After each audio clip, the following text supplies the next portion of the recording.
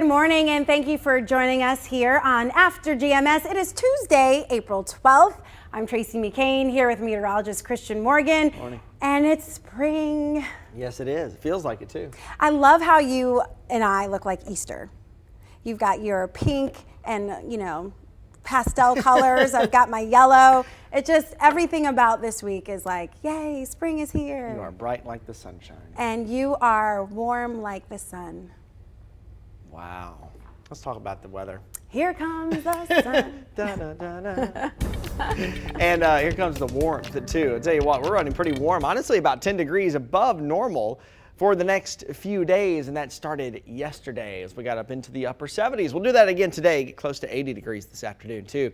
If you take a live look over downtown High Point, we do have some clouds and a few sprinkles across the triad this morning. That's about it in the way of rainfall for today. We'll have a partly cloudy sky as we go into the afternoon. 60 now in High Point, 60 out at PTI as well. We have 50s up into the foothills and up into the mountains, 60s over towards Raleigh. Notice all of this warmth across the south, even more of it building out over Texas and Oklahoma, Arkansas, Louisiana as well. And notice there is some cooler air to the north, but it's never going to make it down into the Piedmont. Let me explain why that is. We have high pressure sitting just offshore. That continues to push to the east near the island of Bermuda. So we get in on a southerly and southwesterly wind for the next few days. There will be a bit of a front to our north, but it never moves far enough south for us to get in on the cooler side of that front. So we stay on the south side, which is the warm side, and we continue to stay warm for the next few days. Meanwhile, all ahead of our next system, which will be this cold front that heads our way for your Thursday.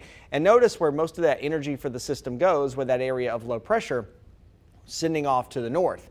That means that most of our energy for any kind of severe weather will be lacking on Thursday. Still, as the front comes by, we'll have some scattered rain, and we will have at least a low chance of a couple strong thunderstorms with maybe some gusty winds. Just a level 1 out of 5 severe weather risk right now for the Piedmont, and I don't expect that to change, but of course keep checking back for updates and we'll let you know if that changes. I honestly don't even see a ton of rain with this system. Looks like some scattered rain to me for Thursday afternoon and Thursday evening, and then we are drying out just in time for your Friday. And the Easter weekend doesn't look too bad right now either. For today, it's a partly cloudy sky this afternoon. Temperatures up near 80 degrees by the time it's all said and done, with a slight breeze from time to time. Overnight temperatures fall back into the upper 50s to near 60 under a partly cloudy sky, and then likely mid and upper 50s if you go back to the west and up into the foothills and up into the mountains. Of course, this time of the year, even if we get rain, even if we get some cooler weather, it's just really hard to get much relief from the pollen right now, especially tree pollen peaking right now as we speak. And it usually is the worst around the second or third week of April, and then it starts to get a little bit better. Of course, just as that starts to happen, we are starting to see some moderate levels of grass pollen showing up as well, and that'll peak as we go into the middle of the summer. Usually about the second week of June is when we see the grass pollen peak, and then weeds really just aren't an issue right now. They will be later though as we go into the summer, and weed pollen usually peaks, especially that ragweed pollen really starts to give folks a fit as we go into the month of August. So bottom line, just kind of keep taking that allergy medicine. It'll be rough for a little while longer. I'm in the same boat if you're an allergy sufferer. Near 80 the next few days. We'll watch that rain chance for your Thursday with the cold front coming by. Good Friday has good weather with highs in the mid 70s under a partly cloudy sky. And there's your Easter weekend. Doesn't look too bad to me right now. There will be some rain around, but it doesn't look like a washout by any means to me. Just a 30% chance of a scattered shower for your Saturday and a 30% chance of a scattered shower for your Easter Sunday with highs in the 70s over the weekend. Well, one thing's for certain in this forecast, some people need to switch on the AC. I have done so already. Me too. With the warmer temperatures this week, the spring weather has inspired a challenge that we want you to try. It's a fill-in-the-blank question, and here it is. I'm not turning on my AC until fill in the blank. So I posted this question on my Facebook page, and Ann said, when the temperature in my house hits 77 to 78 degrees, the AC is turned on. Pamela said, when the temperature inside gets to 75 degrees, the AC comes on. Greta said, it's on now. I like the house cold. Yep, Greta, I hear you. Angela said she turns on the AC as soon as she feels a little warm. She wrote, probably because I don't pay the bill. I love that one. All right, so we want to know in our chat here, when do you turn on the AC, or more appropriately, I don't turn on the AC until, and then fill in the blank. Christian, get us started. I don't turn on the AC until I start to sweat. Yeah. And I hate sleeping with it hot. You know, I don't want to go to bed hot or sweaty. I don't want to wake up sweaty. And now it's getting the way that kind of my bedroom faces, the sun always comes in on my bedroom. And so it doesn't take long for that to heat up, especially when you have a couple warm days like we've had. Right. And even, you know, the warm nights, we didn't really cool off. We were in the 50s and 60s. It's hard to really cool things off like that. So I like to be comfortable. Yeah, absolutely. So I'm not going to, when it gets to a point, if I think it's hot, I'm going to turn it on. Like, I'm not going to wait till a certain time. I'm going to turn it on. Have you ever waken up and, like, you know, your pillowcase is like drenched? Yes. Oh, really? It's that awful. bad. That's awful. You must have a high metabolism. I do. Like your body's working I at do. night. It's like you're running at night. I need that. Yeah. Give that to me. I've always had a pretty high metabolism. I've always, at least up to this point, I've always pretty much eaten what I wanted to eat. Yeah. You know, and I have a fairly regular workout. Yeah. You know, regiment, but I don't stress over it. I really don't stress about what I eat too much yet. Right. I'm sure it'll catch up with me at some point. You're like, why work out during the day? I'll just sleep at night Sleep and at my night. body will be going. That's a nice trick. Yeah. Not everybody has that. So I usually turn on my AC when the ceiling fan isn't enough. Yeah. When the ceiling fan isn't, you know, making the home as cool as I would like, and we have several around the house, it's time to turn that on the AC. I love leaving the fan on too. Honestly, I don't think my fan has been turned off in like 2 years. Oh, wow. It's just been constant. I just leave it on. It just constantly runs. Okay. Do you switch it in the wintertime so that it, like, you know, it's supposed to have the opposite effect, keep the home warm? No. You've never heard of that? No. Oh, well, I'll verify. Please, I'll do it. I'll change it. Yeah. Okay. So let's see here what y'all are saying. So I talked about the fans, and a lot of you have just some interesting comments about how it feels like summer instead of spring right now. That was a comment from Preston. Welcome back on the feed. He also said that he was mowing yesterday and was so warm. He has to do some trimming today. Let's see.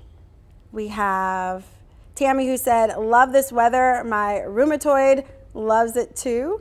This is talking about your arthritis.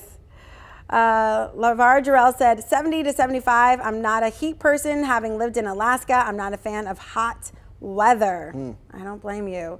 Preston says the sun was beating down on him. It was extremely warm. Tamrika says she doesn't turn it on until it's 68 degrees in the house. Bobby said 75 degrees in my house. 73 in my room, according to the weather station, Preston said. LaVar said, my body temperature stays like the sun. He's always hot, too. So I think somebody in one of our comments earlier said that they don't turn it on until it gets to 78 in their house. Yeah. I would be just drenched in sweat if it was like 78 in the house. warm. Because is warm. 78 is the temperature outside. Yeah, it was actually 78's warmer than it was outside yesterday. It was 77. That's hot. Yeah, it is hot. That's hot inside. That is really hot.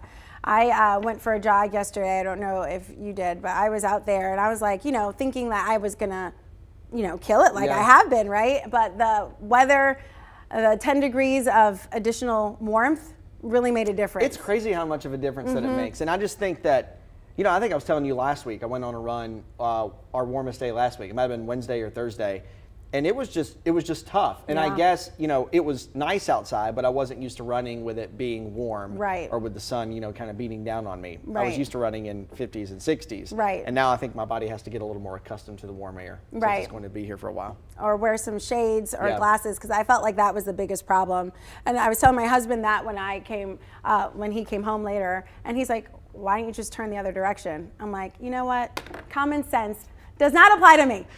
I'm just starting to run the other way instead of the way I normally do. Because I was already going this way. So whatever. Okay, well, that was just one of our conversations. We do have another one for all of y'all who stayed up to watch the Country Music Awards last night. We'll stick around and we'll have that coming up. Let's get to your headlines right now. Guilford County parents, some of them anyway, say they're a little skeptical about the plan to build a new school on top of Grimsley High School's athletic fields. Athletes and parents say they are worried about where they will practice and how long it will take for crews to build the new fields.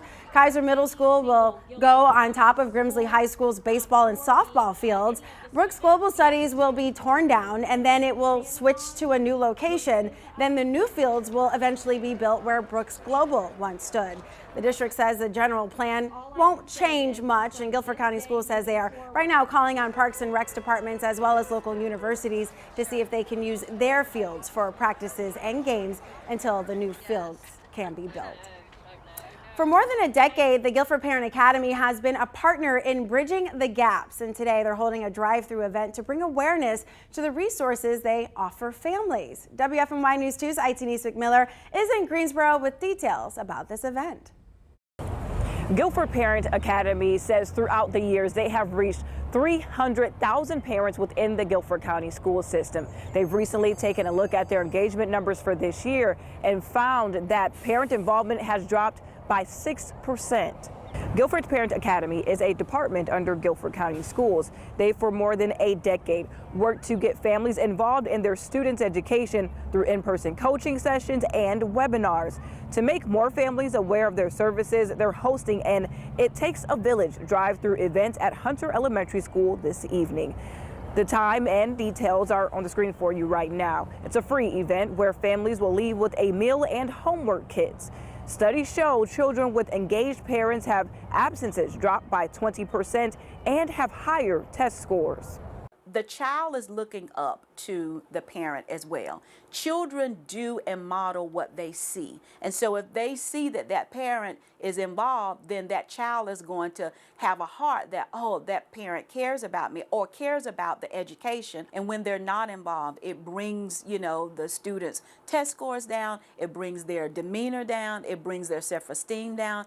Here's a few ways to get more involved in your child's education. Attend parent-teacher conferences, show interest in kids' schoolwork, and create homework and study habits. GPA will kick off their drive-through event at 5:30 this evening at Hunter Elementary School. They are prepared to give out 250 packets and free meals. All right, hey, here is a sweet deal. If you haven't heard about this already, Krispy Kreme is tapping into its so-called strategic donut reserve for the next 4 Wednesdays. So whatever the national average for a gallon of gasoline is across the country, that's how much a dozen of original glazed donuts will cost you. So this week, the average is $4.11, about $6 cheaper than usual. So your Krispy Kreme dozen will be about $4.11, $6 less than normal. Pretty neat. If I go missing tomorrow. Well, oh man, I wish we didn't have that run through. Oh, that's right. We have a thing that we have to do tomorrow morning. Yeah, I would ask you to go. I would ask you. I did volunteer to get us Starbucks the other day. You did. That was very sweet. I try.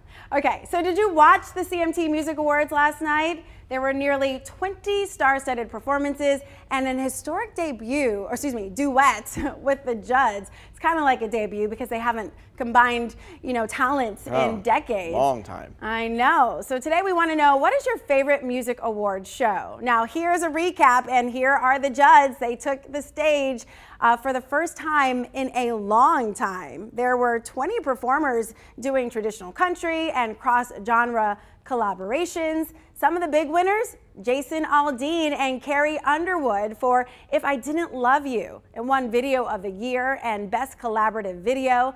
Miranda Lambert's If I Was a Cowboy won Female Video of the Year. There were some other big winners last night as well. So we asked you, what is your favorite award show? And we had some comments here. A viewer said, I like the MTV Awards. I love the over-top performances with fire and people singing in the air. That's so true. They go all out for that. They do. Ron said, country music is my favorite. It has a lot of meaning and encourages me in my everyday walk of life. Of course, Carrie Underwood is my favorite star since American Idol. Yeah, I like Carrie Underwood too. I'll never forget the video for, the one where she's smashing the car. What's the name of that song now? Okay. When a Man Cheats. I just had to sing it. Before He Cheats. Before He That's what it Cheats, is. yes. Yeah. I had Sorry. to sing it. I know the song. I was like, no, what's the name of it? Yes. It's one of those that you know, but you can't always think of the name. And I was like, oh man, wouldn't that be so cool if you, no, but I mean, whatever. So, someone said the MTV Awards, though. I agree. Yeah, They're always over the top. I always Yeah. think of like Britney Spears with the snake, and it was like what, 8 feet? It was long. It was long. Too long. Right, and she like comes out, with this boa on her back, and I'm like, wow. I'll never forget that. I always like to see the recap of that, just to see the outlandish things that have been done or the outlandish special effects that they have. So that's why I tune in for that. Yeah, I guess Carrie Underwood did something like that last night during the CMAs. I haven't seen it yet. I haven't seen it either. Someone said that, or someone tweeted a picture of her in a white dress, and she was like, doing like Cirque du Soleil type stuff. I saw about 5 minutes and then I went to bed. I mean, sleep is important. But I do like the Country Music Awards, and I guess, I don't know, I guess just being a music person, I've never been really good with albums. Like, well, this person did this and collaborated with this person on this album and they had all these songs, Right. I'm good for artist and song by song. Right. So the one thing I like that the Country Music Awards do, they do a lot of collaborations now. And it's not just, everything's kind of combined. There's some old school country music still feel to it. And there's a lot of the music now that has a pop or a rock feel to it. So country music has kind of incorporated that a bit, and it seems like country's really kind of changed and evolved with time. Right. And so I like to see kind of the mix of all that. Of course, you had the Judds on stage last night, so that's kind of the old world meets the new world, and then the Carrie Underwoods and the Jason Aldean. So I always like to see the Country Music Awards. And I've never known a mother and daughter to look more alike than those two. Oh, I know. They're like the same person. Yes, they are. It's amazing. The hair and everything. I know. Yeah. Simone, I hope you're watching. Hopefully you won't be too mad at me because I feel like we're going to look just alike too. So I asked about, what's your favorite country music artist, or at least, if you watched, and kind of just give us some comments about this. So we had a few comments from Bobby saying, CMT Awards show is my favorite. Love the positive energy they bring. Isaac Banks said, I've been watching my favorite awards show, AMA, the American Music Awards. Let's see, we have, in terms of favorite country music artist, LeVar Jarrell says George Strait, the king. We also had Isaac Banks, who said he does like the CMT Awards as well. Lakaya likes Florida Georgia Line, and Rhonda said she watched about half of it, 9:30, then bedtime, LOL. Tammy said, I love them, but the mom did act or really sing. Was she lip syncing? Ooh, was she? I don't know. I didn't hear about that, but Tammy might have the scoop. Joanne said, sorry, not my thing. Had a meeting to attend. The one thing about the award shows, and I was thinking about it here now that Rhonda mentions it. All of the award shows are so long. They take a long time to do, and I know a lot of that's based on the amount of performances they have. But there's got to be a way. I feel like if there's a way they could shorten those up, I feel like you'd have more people watching them. I know, because I think that this is their opportunity to capture an audience that maybe they haven't captured yet. Yeah. So they kind of like pile it in with lots of people or special, performances to kind of get maybe somebody else interested in their music. Yeah. Because, I don't watch music videos. I don't even know either. how you watch a music video anymore. Do you just go on YouTube? I guess so. And I don't do that. CMT used to have what they called they called it the top 20 countdown, and so it would run like a couple times a day on CMT, and it'd be like the top 20 songs, and it was all the music videos. But I don't even know if they do that anymore. I guess to see a music video, I guess you do just see it on YouTube. Because MTV is not what it used to be. No, I haven't thought about that. Neither is BET, No? which I watch all the time. Music countdowns just like on CMT. I don't see that anymore. It's more reality shows, kind of like Cribs or whatever. MTV runs that ridiculousness show all the time. Yeah. With Rob Dyrdek. Yeah, I've heard of it. Yeah. I haven't watched it. But yeah, that was definitely a comment that I just saw in here too about that. Isaac Banks was excited to see the Judds reunited. Lakaya said Dolly Parton is the best. LeVar has a whole list. Charlie Pride, Tim and Faith, Jimmy Allen, Luke Bryan, Luke Combs, some of his favorites. Bobby Odom remembers Britney Spears boa. He said, I love me some Britney Spears. Isaac Banks said, my favorite awards was MTV Awards 2008, reunion of NSYNC. A lot of people talking. Oh, that's right. She did announce she's having a baby. Yeah, I saw him talking about that. Yeah, you guys are so on top of it. Eric Church is someone else's favorite. I think that was Rhonda who said that. And LeVar said that he's seen Eric Church in concert. Now, I have to say Garth Brooks, because, you know, we talked with him on the Good Morning Show a few weeks back. That was awesome. Yeah, sold out shows. He had to add another show in Charlotte this July. That was so funny. That was so funny because I remember we were talking about when he came to Greensboro, how he, you know, they added like 2 or 3 extra nights to that. And I said, I wonder if they'll do that. And it was like 2 days after that, they said, hey, we're going to add another show to this. It's going to be big. Absolutely. So I'm going to say he's my favorite. He's because I talked to him. Like, we have a friendship now. I'm going to go old school. I guess sort of old school. But I would say out of all the country artists, I think my favorite is probably Vince Gill. Ah. Yeah. That is a little... Always been a fan of Vince Gill, and then I've been a fan with him since he's been touring with the Eagles over the last several years. And he's actually come to the Tanger Center in July, so I'm going to that show. I'm super excited about it. You have an old soul. I do. I like old music. Yeah. I'm an oldies and classic rock kind of guy. I thought you were going to say, you know, something that has like a line dance with it. You know, those songs these days. Like, my kids know all of them. Some of them. I don't know any. Some of them. Yeah, I'm an old soul when it comes to music. That's so awesome. All right. Oh, and then somebody also just mentioned the Dixie Chicks. So lots of great country music artists, lots of artists in general. But in terms of favorite music award shows, I'll just have to say MTV because they really do just go all out. They do. When are those? When are the MTV Awards? They've already happened, I think. Have they already been this year? Or maybe they're every fall. I don't know. Oh, I think you're right. I think they are in the fall. Yeah, I think they're every fall. Yeah.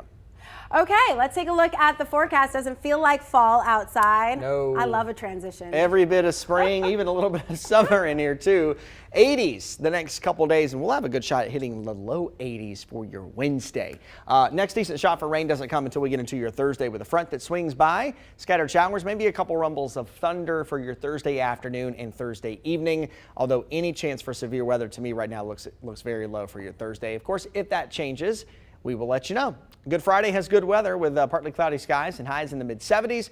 Looking ahead into your Easter weekend right now, an early look at it with highs in the 70s. There will be some rain around, but it will not be a whole lot, and it will not be a washout by any means. So I think you should go ahead with any kind of plans that you have for Easter weekend. Temperatures pretty comfortable in the low 70s. And then as we head into early next week, have a rain chance on Monday. Temperatures a little cooler, back into the 60s. Average high right now, by the way, is 70 degrees, so we've reached another milestone there. Yeah, so, you know, not far off from the 70s, even at our lowest point. No. On Monday, it'll be just, 3 degrees below. Not bad at all. Yeah, so we can take this. We can handle it. You know, after a stretch of like 70 to 80 degree days, I was looking at Monday like, Yeah, you get accustomed to this same kind of thing, and then one day kind of out of the ordinary is a little shocking to the system. Yeah, a little consistency. You know that's hard to find in spring here. It really is. All right, thanks so much for joining us on After GMS. We'll see you back here tomorrow at 7:45 on the News 2 Facebook page for more great conversations. Take care. See you.